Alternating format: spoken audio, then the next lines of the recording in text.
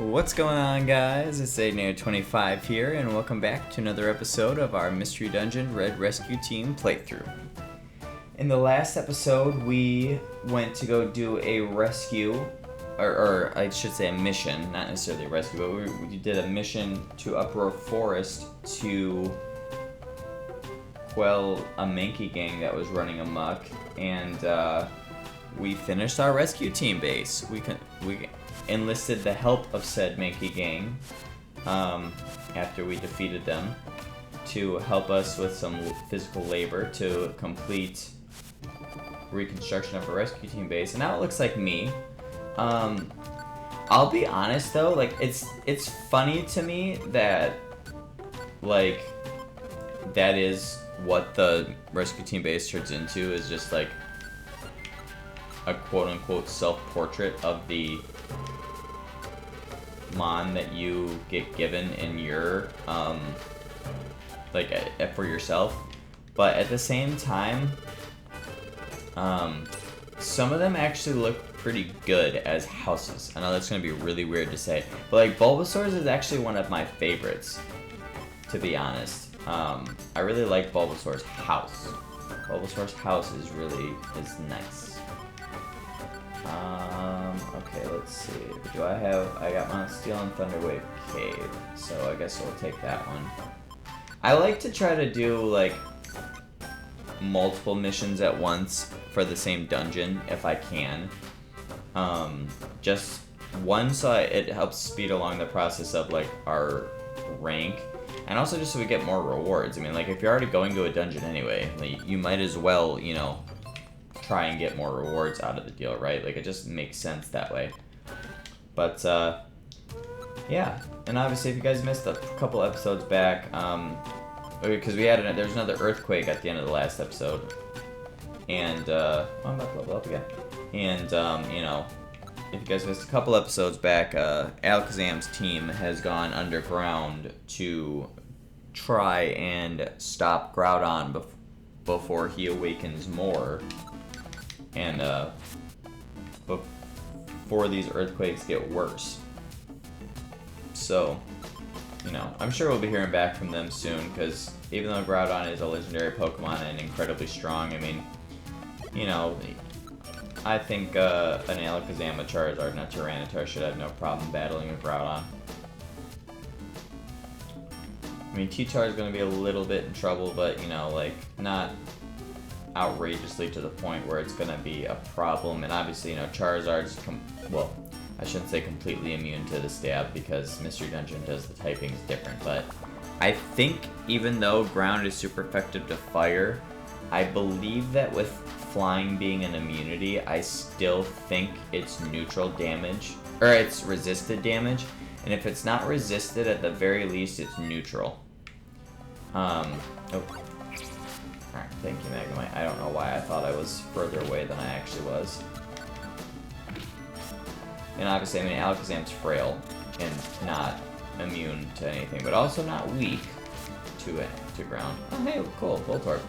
I actually used a Voltorb this was a small handful of playthroughs ago. I actually did use a Voltorb. And I'm not gonna lie, I actually liked it.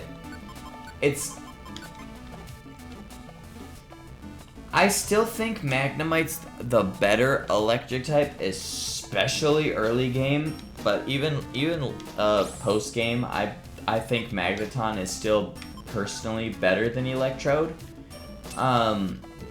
But after a certain level, which I can't remember off the top of my head now which that level is, because it's, like I said, it was a while ago last time I did this, but Voltorb, it was still, actually started getting really strong, like, and strong quick. So you see, he's not really the best right now. Like, I'm obviously, you know, like, he's 14 levels below us, but, like, you know, he's, like, nowhere close to Magnemite, which means he's nowhere close to us either. But, you know, obviously that's, again, he's level 3. And I can't remember what level it was. I want to say it was double digits, though. It was somewhere in the double digit levels, I'm pretty sure, is when he started to kind of take off a little bit. But, or no, I lied, actually. It was right off rip. Yeah, that's what it was. I'm tripping. That's how long ago it's been since I used them. It's been a couple playthroughs, which means it's been a couple years since the last time I used Voltorb, which was actually the first time I've used Voltorb, which is another reason why I was really clueless on it, because it was my first time ever using the Mon. But he gets, like, as you saw, I'm pretty sure, like, for a good amount of time, he's getting 3 HP and 2 into every stat, like, per level up. So, you know, he gets caught up pretty quickly. So if you're lucky and you get, like, you recruit one, like, your first trip to Thunderwave Cave, like, immediately after finishing Mount Steel and being able to recruit Pokemon and stuff, he's actually, like, pretty viable, which is nice, to say the least.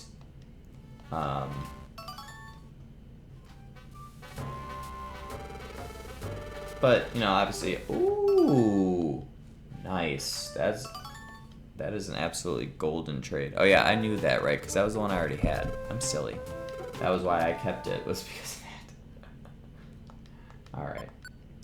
But, yeah, so Voltorb, if you guys are interested, or if you like the Mon, Voltorb is a good option to have for the team for this game for sure.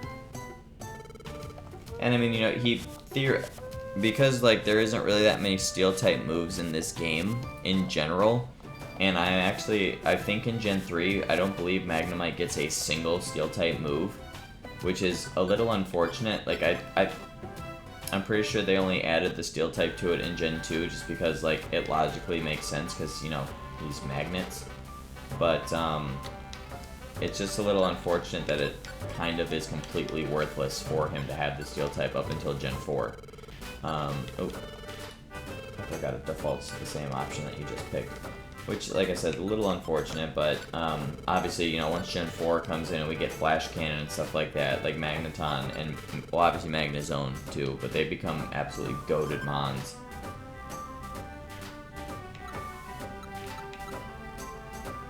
I'm trying to see, just checking to make sure if there's any gummies that I can give Magnemite. There is not. Okay. I guess I'll take those out so I can sell them. I got 78, and I'm not really using them all that much, so just sell them for some extra moolah.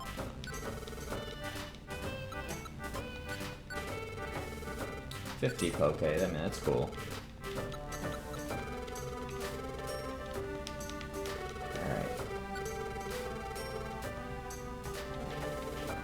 I don't know why I keep checking to see if Bullet Seed or Ice Beam are in there, because I don't have enough money to afford them right now. So I think Bullet Seed's 4,000, and I think we saw already last episode. I think Ice Beam was in there, just teasing me, and that I'm pretty sure it's like 8,000. I'm pretty sure. So all right, so Tiny Woods or go to Mount Steel. Oh, there's one for Mount Steel. That's an escort mission, though. Oh, it's got money, though. I guess that's worth it. Okay.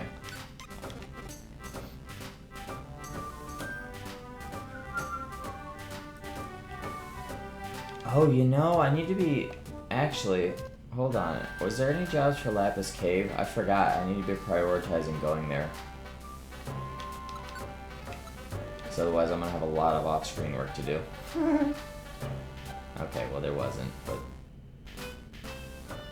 I'll have to remember that, because there's a Pokemon I want to recruit there, so that I can show you guys my strategy that I want to employ for completely neutering Groudon. And that Pokemon resides in Lapis Cave. All that information probably coming together probably gives it away on what it is. Along with, I've mentioned a couple times that me being a grass type kind of defeats the purpose of me showing off the strat, but still.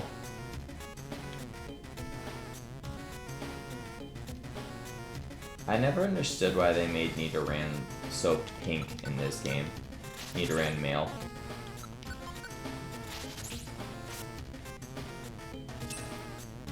They definitely turned his saturation up a lot when they were designing his sprite. Nidorino's also Nidorino's is pretty pink. I think Nidoking's is accurate though. I think he's purple, like as purple as he is in the main games. But Nidoran and Nidorino definitely are saturated more, for sure.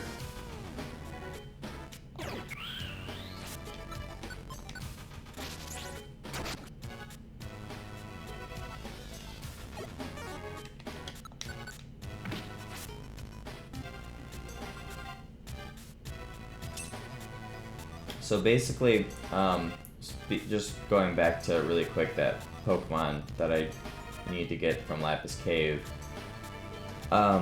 If by the time the next major plot point happens, I still don't have it, then I'll just go about getting it off screen and then getting it to the level that it's going to need to be at, because obviously I'm not going to recruit at the level it needs to be at, because, you know, we went to Lapis Cave in the second portion of the game, and we're now approaching the third. Well, of the main story, of course. Obviously, the post game something else, but I don't really categorize the post game into different sections, because you sort of can do it in whatever order you want. It all just I like to think of the post game as there being 3 branching paths, and you can do with those 3 branching paths what you wish, but unlike with the main story, there's no difficulty changes, if that makes sense. Like, obviously, we started the game, and, what's his name? Skarmory was a boss, but, even at the level we were at, it wasn't that hard of a boss, even with us, not having good typings against it, right? And then, we moved to the middle part of the game, the second section of the game, where we go on our fugitive arc, and, we're fighting the legendary birds now, which our typing made that worse, but even without the typing, it's still a pretty decently hard section of the game, especially if you're not prepared. Oh, hey, there's a level up for us. And then, after you get... I say basically, like, after you get back from that, you start the third section of the game, which is obviously what we're in now, which carries you through the rest of the main story. But obviously, and then obviously, like, these bosses that we're gonna deal with for the remainder of the game are even harder than, the birds were, of course, right? So, and now obviously it's just natural progression, like, logically makes sense in a video game.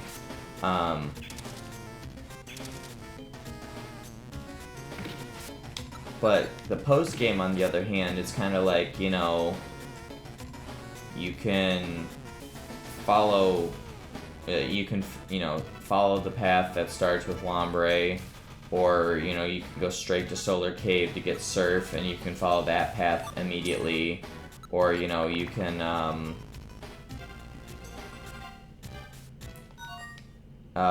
you can go and recruit the birds immediately and go down that path immediately. Like, you kind of can choose whatever you want to do, you know what I'm saying? Like, there's no, you have to start with Lombre, and then after you're done, with everything along Lombre's path, then you can go and, go recruit the birds, because now they're unlocked to be recruitable or whatever. Like, things like that. Like, you can pick and choose. And all the levels, I mean, obviously, the levels are higher in the post game than in the main story, because, like, duh. But it's not like, it's kind of like along each path, depending on, like, each path has, like, quote-unquote tiers to it, I would say. Like, obviously, like, as you progress along the path, right? Like, no duh. And I would say that, like, each tier, like, gets a little bit higher level, but not, like, outrageous to the point where you definitely need to level up in between doing each boss. But it's not really to complete the post game. It's not really a progression like the main story is. But so for that reason, obviously, you know, the Pokemon that I want to get from Lapis Cave is going to be probably, by the time I recruit it, I would say maybe 8 to 10 levels lower than I am. Which means, you know, that it's definitely going to be way too weak to go battling the, you know, Groudon with, of course, and taking on the Magma Cavern as a whole, because that dungeon, the dungeon, even if you're not using my strat, like if you have, especially if you have a grass type, the Magma Cavern dungeon itself is actually harder than the Groudon boss battle. And if you're using my strat, which I'll show you guys obviously once the time comes, it absolutely is harder. The dungeon itself is harder than fighting Groudon. Because, like, I'm not kidding when I tell you guys, like, I'll probably have Groudon beat in 2 turns. Like, no lie. It's actually kind of comical how quickly I'll have him beat. Oh, looks like we got plot the next morning. Whoa, another earthquake.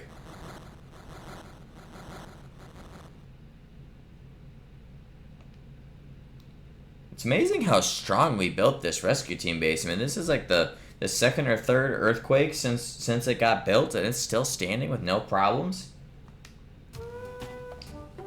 Yeah, there definitely has been a lot of earthquakes lately. It's crazy, and our base doesn't even, nothing even around us looks damaged. That's crazy. Yeah, there was. Yeah, no, for real. Oh, who's that? Oh, hey, Lombre, how's it going? We need you at the square. What's going on? Shifter's calling everyone out? Alright, well, let's go. Let's go check out what's going on. Must be big if Shifter's calling out a bunch of rescue teams. Wow, look at all these strong Pokemon. We'll be there one day. I love how there's just, like, the cute, adorable little Phanpy there, too. Like, everybody else, I mean, granted, Pinsir and Scyther don't evolve. Or Rhydon, but at least, or Golbat. No, Golbat does in this gen, I'm tripping. But Rhydon and Scyther don't evolve. No, Scyther does too, actually, because this was up to Gen 3. Okay, so Rhydon doesn't evolve anymore, but... Okay, well, now I'm kind of confused why Scyther's there. But Scyther is still viable on his own, so is Golbat, I guess. But look at all these fully evolved mons, and there's just that cute little Phanpy there. Alright, well, Aipom doesn't evolve in this gen, I guess. It's kind of funny that Aipom's here, too, though.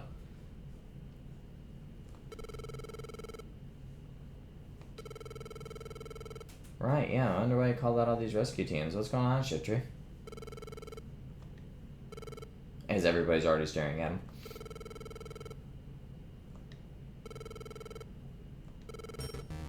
There's big trouble. What's going on? Alakazam's team's still not back from being underground yet? It's been like a week in game time. That's crazy. I would have thought they'd had no problem fighting Groudon.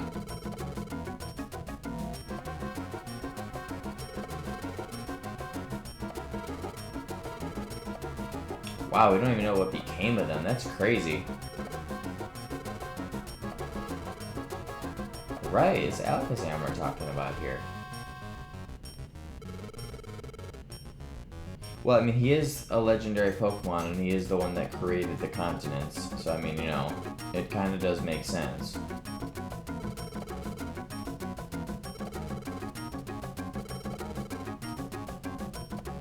Magma flowing everywhere. Oh, that's gonna be fun for me, isn't it?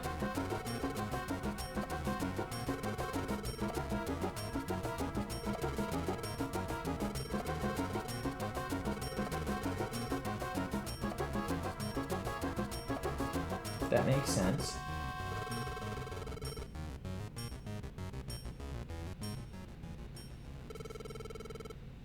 Right, let's do it. Alright, come on, Lombre, get out the way.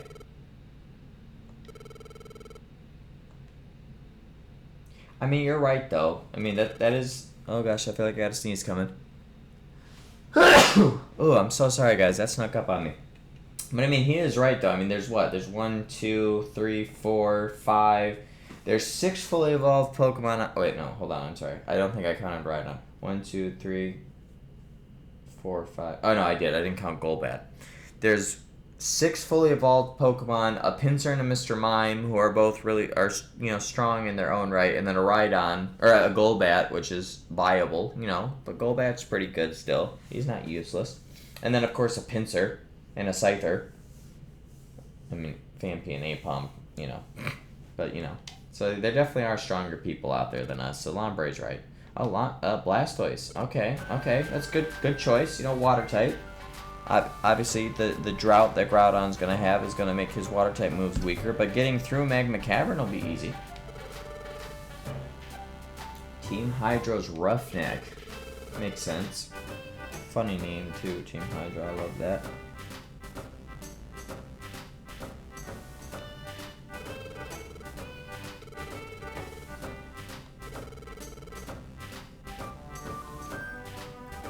I don't know about that one, big fella, because of the drought, but Hydro Pump will help, though. Oh, Octillery, okay. Another water type, so I mean, like, that's not good. But Octillery does learn Bullet Seed. And Aurora Beam, and Ice Beam. So, I mean, absolutely cracked moveset that this Mon has. Team Constrictor's leader. That's fitting. That's fitting.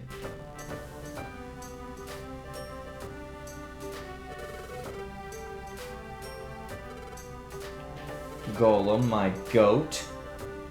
The most brutal of Team Rumble Rock. I love that. Supposed to be able to withstand. Well, yeah, that makes sense because he is really bulky. I mean, that could be plausible, Just keep him buried, Okay. I mean, that does make sense, because, the Scyther and the Pinsir and the Meganium probably wouldn't even make it to Groudon. I mean, Meganium would have a good shot fighting against Groudon, being a grass type. The other two kind of wouldn't necessarily, but the 3 of them together wouldn't make it. Rhydon would be okay. Raichu is completely useless. I don't think Apom or Phanpy could even make it there, let alone fight Groudon. Mr. Mime and Golbat would probably do okay, but I think these 3 probably would be the best. Although, if it was me, I would probably swap Octillery out for Meganium, or swap Blastoise out for Meganium. 1, so you're not doubling up on water types, and 2, because of the drought. But, obviously I didn't make the game, and this is just what they decided to do. Yeah, go get them. You guys they'll be alright. I mean, I think, even with the drought being there, I'm sure if Octillery's got Aurora Beam or Bullet Seed, I think they'll be fine.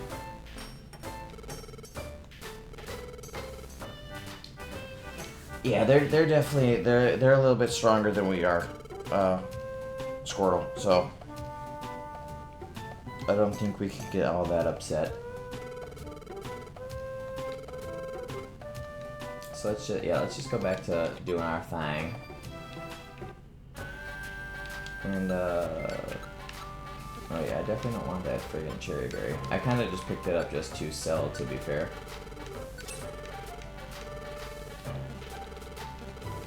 Okay, I know I still can't afford it, but let me check and see if it's there. Oh, Ice Beam rolled again. Oh, this sucks, dude. That's the second time in like two in-game days, I think, or 2 or 3 in-game days I've seen Ice Beam. Ugh. Whatever. Okay, let's see. Lapis Cave? No Lapis Cave. Alright. Well, I guess I kind of need to go for ones that'll give me a lot of moolah.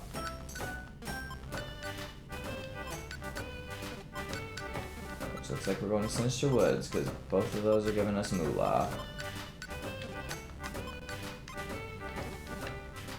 But I don't know if I probably got time to squeeze it in. Yeah, that's fine.